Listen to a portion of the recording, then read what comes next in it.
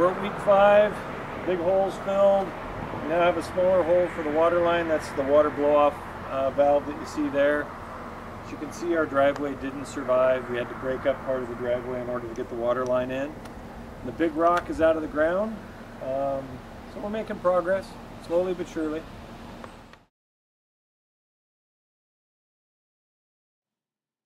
So this is the infamous Iceberg Rock. You can see where he scratched it up as he was trying to remove it.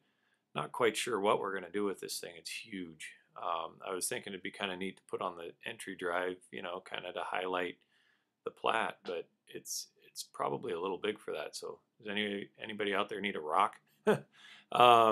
Anyway, you can see I'm about to point to the section that was above ground, so you can just see how much of it was below ground. That was the line, and above that line was. So we've eliminated the big rock and replaced it with a pretty expensive fire hydrant, an $1,800 brass pipe that's under here somewhere. So we're going to take that Iceberg Rock though, and we're going to put it somewhere else on site. We just got to get creative and figure out where it's going to look good. So all the big digging's done. Standing on one of the manholes for the sewer. As you can see, we've still got a lot of grading to do here, so we're going to build a rockery along here, grade out for the entry road, and then it transitions to the driveway down to the homes.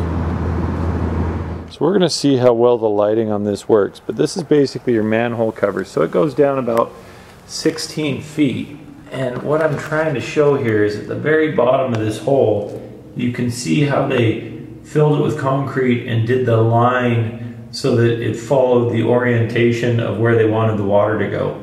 So that was one of the last things we had to do to each of these manholes.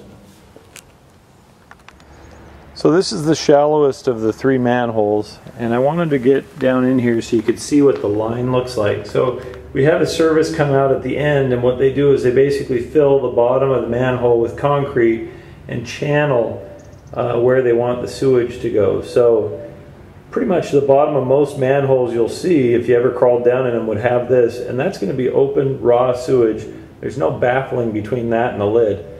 Kind of interesting. So if you ever smell anything coming out of a manhole, that's why.